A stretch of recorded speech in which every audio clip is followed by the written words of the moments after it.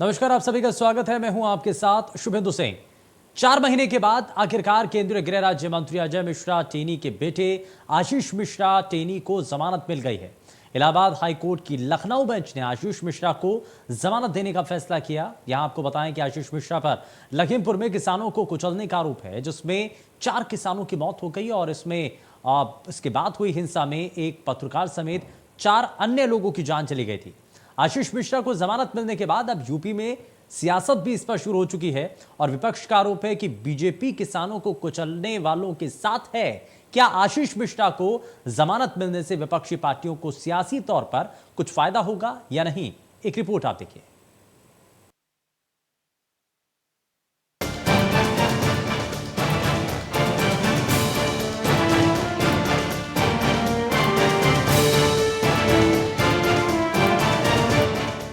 UP में जारी चुनावी समर के बीच केंद्रीय गृह राज्य मंत्री अजय मिश्रा टेनी के बेटे आशीष मिश्रा को जमानत मिल गई है। इलाहाबाद हाईकोर्ट की लखनऊ बेंच ने आशीष मिश्रा की जमानत याचिका पर सुनवाई करते हुए जमानत मंजूर कर दी है। हाल ही में लखीमपुर हिंसा केस में उत्तर प्रदेश एसआईटी ने चार्जशीट दाखिल की थी। 5000 पन्ने की चार्जशीट में एसआईटी ने आशीष मिश्रा को मुख्य आरोपी बनाया था। इतना ही नहीं, एसआईटी की चार्जशीट के मुताबिक आशीष मिश्रा घटनास्थल पर ही मौजूद थे। लखीमपुर हिंसा में किसानों को रौंदने के मामले में मुख्य आरोपी आशीष मिश्रा 130 दिन से जेल में बंद थे। कोर्ट ने 18 जनवरी को आशीष की जमानत अर्जी पर सुनवाई के बाद आदेश को सुरक्षित किया था, जिस पर अब फैसला सुनाया गया है। आशीष मिश्रा मोनू की जमानत माननीय उच्च न्यायालय खंडपीठ लखनऊ द्वारा स्वीकार की गई है। देश में कानून का राज है, कानून पर हम लोग विश्वास करते हैं और मुझे पूरी उम्मीद थी कि हमको न्याय मिलेगा और आशीष मिश्रा मोनू को न्याय मिला है। तो कब तक बाहर निकलेंगे अब जिला कारागार से? अब देखिए, आर्डर आ जाए वहाँ से, माननीय उच्च न्यायालय द्वारा पारित आदेश प्राप्त होने के पश्चात यहाँ दाखिल की जाएगी। दाखिल के बाद वो लखीमपुर में 3 अक्टूबर को किसानों ने केंद्रीय गृह राज्य मंत्री अजय मिश्रा का विरोध करते हुए काले झंडे दिखाए थे। इसी दौरान एक गाड़ी ने किसानों को कुचल दिया था। इसमें 4 किसानों की मौत हो गई थी। इसके बाद हिंसा भड़क गई थी। भड़की हिंसा के दौरान एक पत्रकार समेत 4 अन्य की भी मौत हो गई थी। इस मामले में उनके बेटे आशीष मिश्रा समेत 14 लोगों के खिलाफ मामला दर्ज किया गया था।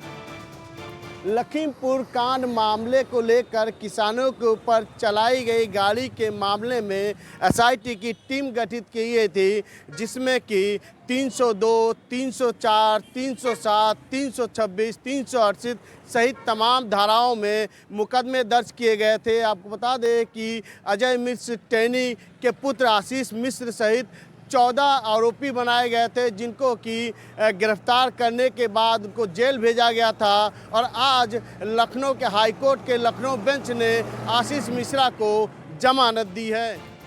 लखीमपुर में हुई हिंसा को एसआईटी ने सोची समझी साजिश बताया था। एसआईटी के जांच अधिकारियों ने आरोपियों के खिलाफ धाराएं बढ़ाने के लिए कोर्ट में अर्जी दी थी। कोर्ट ने यह अर्जी स्वीकार कर ली थी।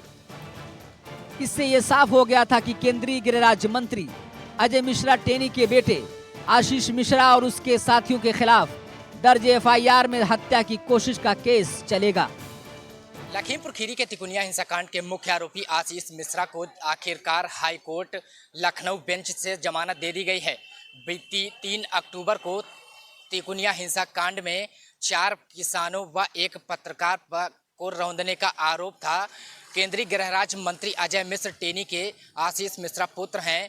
वहीं बात करें किसानों की तो वह अब आगे का दरवाज़ा खटखटाने की बात कर रहे हैं, क्योंकि आशीष मिश्रा को जमानत दे दी गई है। इसका वो विरोध जताएंगे और उनका कहना है कि अब हमको न्याय कैसे मिलेगा। लखीमपुर हिंसा के बाद पूरे प्रदेश में जमकर राजनीति हुई थी। विपक्षी दलों ने इस मुद्दे के जरिए सरकार को घेरने की कोशिश भी की थी। लखनऊ से लेकर लखीमपुर तक राजनीतिक दल प्रदर्शन कर रहे थे, जिसके बाद पूरे मामले को लेकर सुप्रीम कोर्ट में सुनवाई हुई थी और फिर सुप्रीम कोर्ट ने सभी आरोपियों को गिरफ्तार करने का आदेश दिया था। लेकिन अब जब आशीष मिश्रा को जमानत मिल गई है तो फिर राजनीतिक बयानबाजी शुरू हो गई है। एक तरफ यूपी में चुनाव का दौर जारी है, वहीं उस वक्त आशीष मिश्रा को जमानत मिलना कहीं न कहीं विरोधी दलों के लिए संजीवनी साबित हो सकती है। सरकार एक कोर्ट के फैसले में कुछ नहीं कहा जा सकता है, लेकिन जिस तरीके से सरकार को पैरवी करनी चाहिए थी, मुझे लगता है सरकार ने जो पैरवी करके जो सजा दिलाने का काम करना चाहिए था वो नहीं किया। पूरे देश और दुनिया ने देखा कि किस तरीके से जीप से किसान कुचल दिए गए, और आज भी पूरे प्रदेश और देश का किसान ये मानता है कि भारतीय जनता पार्टी की वजह से उन किसानों की जान गई है। अजय मिश्रा को तो बेल मिल गई, अजय मिश्रा टेनी के बेटे को, लेकिन वो जो 700 किसान शहीद हुए गाजीपुर बॉर्डर पर, और लखीमपुर खीरी में 4 जवान एक पत्रकार शहीद हुए, उसके बाद 10 लोगों की शहादत हुई, क्या उनको न्याय मिल गया? ये कहावत है, सैया भय अब तो कोतवाल तो अब डर काहे का।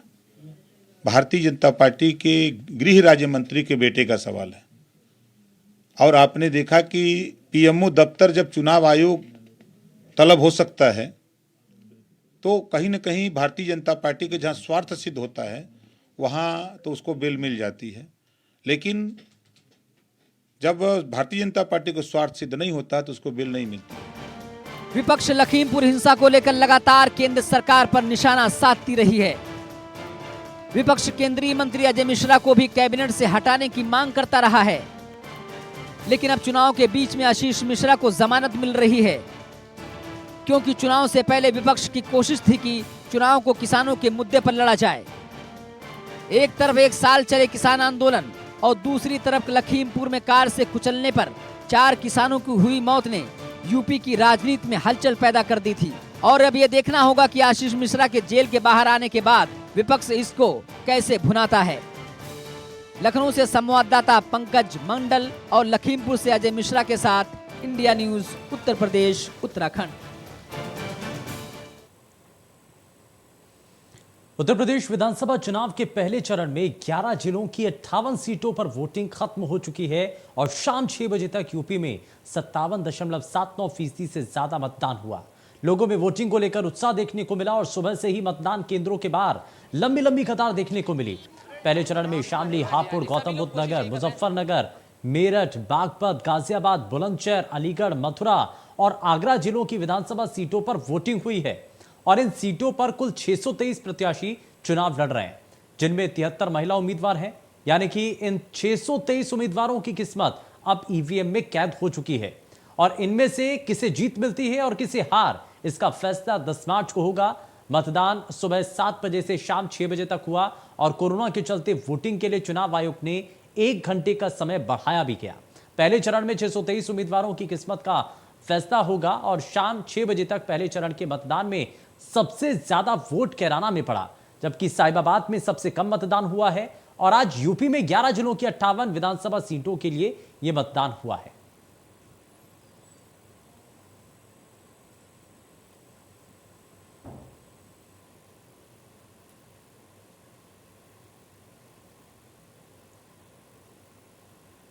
वहीं सपा आरएलडी का संयुक्त कार्यकर्ता सम्मेलन आने वाली 14 तारीख तक गर्म रहना है, ये जयंत चौधरी की तरफ से कहा जाता है। उत्तर भारत में सबसे महंगी बिजली 5 साल में इन्होंने वसूली है। किसान भाइयों को खाद भी नहीं मिला। सपा अध्यक्ष अखिलेश यादव की तरफ से इस पर बयान भी दिया जाता है। वैक्सीन फ्री नहीं है, जनता के पैसे से वैक्सीन लगी है, ये अखिलेश यादव ने कहा है।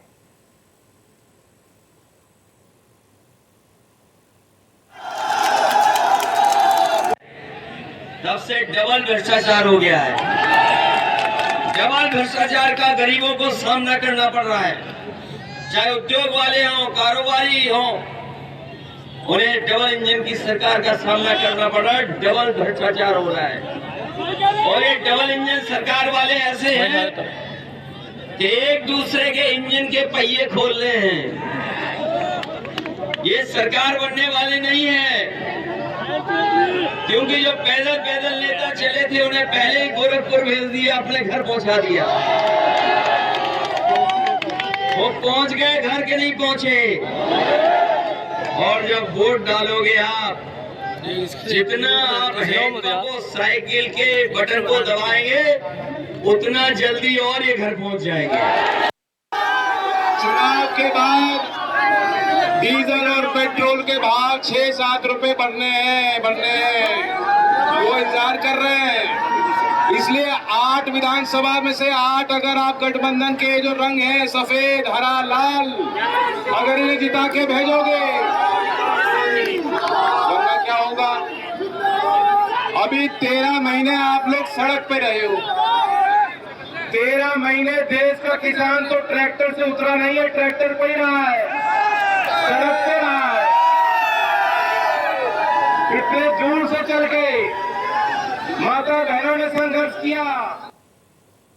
पहले चरण के बाद अब यूपी में दूसरे चरण को लेकर के तैयारी तेज हो चुकी है। दूसरे चरण को जीतने के लिए आज खुद प्रधानमंत्री नरेंद्र मोदी और योगी आदित्यनाथ चुनावी मैदान में थे। चुनावी मैदान में उतरे प्रधानमंत्री नरेंद्र मोदी ने जमकर विपक्षी पार्टियों पर निशाना साधा और प्रधानमंत्री ने जहां एक और विकास कार्यों का खाका खींचा तो वहीं 2017 से पहले ध्वस्त कानून व्यवस्था का भी उन्होंने जिक्र किया है।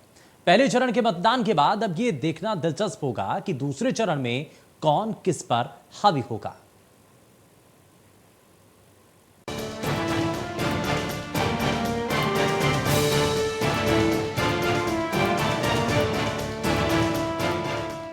पहले चरण का रण खत्म होने के बाद अब दूसरे चरण के लिए जंग की शुरुआत हो गई है। नेताओं ने दूसरे चरण को साधने के लिए मुद्दे भी उछालने शुरू कर दिए हैं। पहले चरण में जहां 11 जिलों के 58 सीटों का फैसला होना है तो वहीं दूसरे चरण में 9 जिलों के 55 सीटों का फैसला होना बाकी है। इसलिए दूसरे चरण की जंग को जीतने के लिए भारतीय जनता पार्टी के स्टार प्रचारक नरेंद्र मोदी पहली बार चुनावी तारीख के ऐलान के बाद मैदान में उतरे। पहले चरण के लिए प्रधानमंत्री नरेंद्र मोदी ने सभी रैलियों को वर्चुअली ही संबोधित किया था, लेकिन अब दूसरे चरण में विरोधियों को चित करने के लिए अब खुद प्रधानमंत्री नरेंद्र मोदी चुनावी मैदान में हैं। प्रधानमंत्री ने सबसे पहले सहारनपुर में जनसभा को संबोधित किया और एक एक कर यूपी के कई ज्वलंत मुद्दे गिनाए और विरोधियों को निशाने पर लिया। अब इन माफियावादियों ने इस चुनाव में अपना साथी बना लिया है और सिर्फ सहारनपुर की बात नहीं है, पूरे पश्चिम यूपी में इन लोगों ने चुन चुन करके अपराधियों को मैदान में उतारा है। हालत तो ये है कि ये लोग अब राष्ट्र विरोधियों को अपना प्रस्तावक तक बना रहे हैं। इसका इरादा आप जरूर समझिए। योगी जी की सरकार ने अपराधियों के खिलाफ कार्रवाई की, उन्हें जेल भेजा, इसलिए इनका गुस्सा 7वें आसमान पर पहुंचा हुआ है। चुनावी तारीखों के ऐलान के बाद जब प्रधानमंत्री नरेंद्र मोदी पहली बार जनता के बीच पहुंचे तो उन्होंने यूपी में बीजेपी की वापसी के लिए एक खाका खींचा। पीएम मोदी ने सहारनपुर में उन सभी मुद्दों को उठाने की कोशिश की जो 2017 से पहले इस क्षेत्र में प्रमुख मुद्दे हुआ करते थे और प्रधानमंत्री ने यह भी दावा किया कि उन सभी मुद्दों का योगी सरकार ने निदान किया है। प्रधानमंत्री ने लोगों से विकास के नाम पर भी वोट करने की अपील की। इसके साथ ही प्रधानमंत्री ने यह भी दावा किया कि जो काम यूपी में बहुजन समाज पार्टी और समाजवादी पार्टी की सरकार नहीं कर पाई थी उसे योगी ने कर दिखाया है। हर मजलूम, हर पीड़ित मुस्लिम महिला के साथ खड़ी है।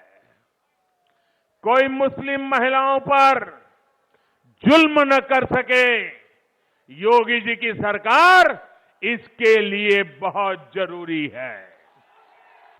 सहारनपुर के दंगों के बड़े गुनहगार को अब इन माफियावादियों ने इस चुनाव में अपना साथी बना लिया है और सिर्फ सहारनपुर की बात नहीं है, पूरे पश्चिम यूपी में इन लोगों ने चुन चुन करके अपराधियों को मैदान में उतारा है। हालत तो ये है कि ये लोग अब राष्ट्र विरोधियों को अपना प्रस्तावक तक बना रहे हैं। जनता के बीच पहुंचे नरेंद्र मोदी आज अपने चित परिचित अंदाज में दिखे। जहां एक ओर उन्होंने चुन चुन कर विरोधियों पार्टियों पर निशाना साधा, तो वहीं उन्होंने योगी के 5 साल को गिनाए। प्रधानमंत्री ने कहा कि यूपी के लोगों ने ठान लिया है कि जो यूपी को विकास की नई ऊंचाइयों पर पहुंचाएगा उसी को वोट देंगे। जो यूपी को दंगा मुक्त रखेगा उसे ही वोट करेंगे। जो हमारी बहन बेटियों को भय मुक्त रखेगा हम उसे ही वोट करेंगे। जो अपराधियों को जेल भेजेगा हम उसे ही वोट देंगे। प्रधानमंत्री ने कहा कि योगी सरकार में गन्ना किसानों को सबसे ज्यादा भुगतान किया गया है। प्रधानमंत्री ने बिजली का जिक्र करते हुए कहा कि अब शहरों में 24 घंटे और गांवों में 20 घंटे बिजली मिल रही है। पीएम मोदी ने कानून व्यवस्था का जिक्र करते हुए कहा कि अब अपराधी सड़क पर नहीं बल्कि जेल के अंदर हैं। पीएम मोदी ने कहा कि गरीबों को पीएम आवास योजना के घर मिलते हैं। गरीबों को अच्छे अस्पताल में 5 लाख रुपए तक के इलाज की मुफ्त सुविधा भी मिल रही है। सहारनपुर में जो कुछ हुआ था वो भी खौफनाक था कि नहीं था? याद है कि नहीं है? राजनीतिक संरक्षण में कैसे लोगों को निशाना बनाया जाता है, सहारनपुर का दंगा इसका प्रमाण है मेरे भाइयों बहनों, प्रमाण है। ऐसी ही करतूतों के कारण 2017 में आप लोगों ने दंगावादियों को ऐसा सबक सिखाया और आज उत्तर प्रदेश को दंगा मुक्त करने में योगी जी को सफलता मिली।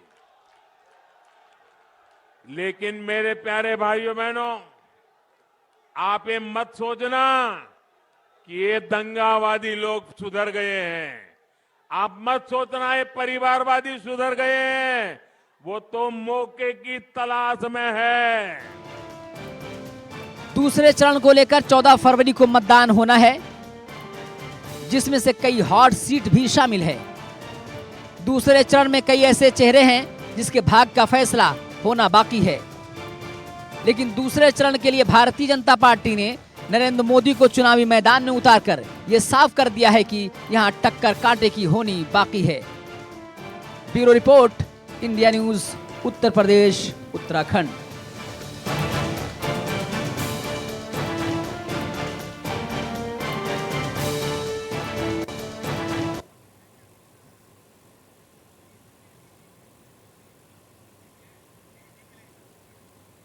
वहीं शामली जिले के कैराना विधानसभा क्षेत्र में समाजवादी और आरएलडी उम्मीदवार नाहिद हसन की बहन इकरा हसन ने इंडिया न्यूज संवाददाता अजीत श्रीवास्तव से खास बातचीत की है। आप भी देखिए।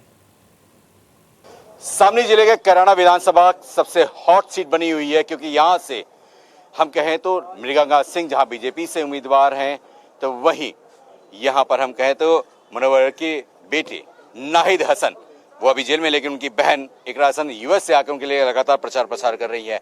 इकरा जी, जिस से बात करें हम, लगातार आप यहाँ पर दौरे कर रही हैं, आज चुनावी माहौल है, ऐसे में नाहिद की कमी तो खल रही होगी? जी बिल्कुल, कमी तो खलेगी ही और मुश्किलें भी बढ़ी हैं, लेकिन हमने हिम्मत से सभी चुनौतियों का सामना करने की कोशिश की है। लगातार लोगों के बीच रहे हैं, उनको अवगत कराया है सच्चाई से, तो वही हमारी कोशिश जारी भी रहेगी। यूएस से आप आई हैं, लेकिन एसेंट आपका एकदम वही है जो यहाँ पे ग्राउंड जीरो की है, भाषा वही है, कोई एसेंट चेंज नहीं। यूएस नहीं, लंदन गई थी और चेंज क्यों होगा, ये हमारी मातृभाषा है, हम धरातल से जुड़े हुए लोग हैं। पढ़ाई करने के लिए गए थे, लेकिन हैं तो यहीं के, दिल से, मन से, तन से, धन से। तो क्या लग रहा है कि पापा यानी मुनव्वर साहब का और नाहिद भाई का यहाँ पर जिस हिसाब से हम कहें वोटिंग चल रही है, राइट, क्या मान के चल रही हैं आप, समीकरण क्या होने वाले हैं? समीकरण बहुत अच्छे रहेंगे, पॉजिटिव रहेंगे इंशाल्लाह। हमें पूरी उम्मीद है कि जनता भाजपा के झूठ को नकारेगी और इंसाफ के लिए वोट देगी। लगातार आप भी दौरा कर रही हैं, तो इसमें मुद्दे, मसौदे और लोगों क्या कुछ कहते नजर आ रहे हैं? क्योंकि मुझे तो जो मिला हर कोई कह रहा मैं ही नाहिद। जी बिल्कुल, क्योंकि नाइंसाफ़ी की गई है, ज़बरदस्ती के झूठे आरोप लोगों को उन पर लगाए गए हैं। लोगों को इन बातों का पेशकश में फिलहाल के लिए बस उतना ही। नमस्कार।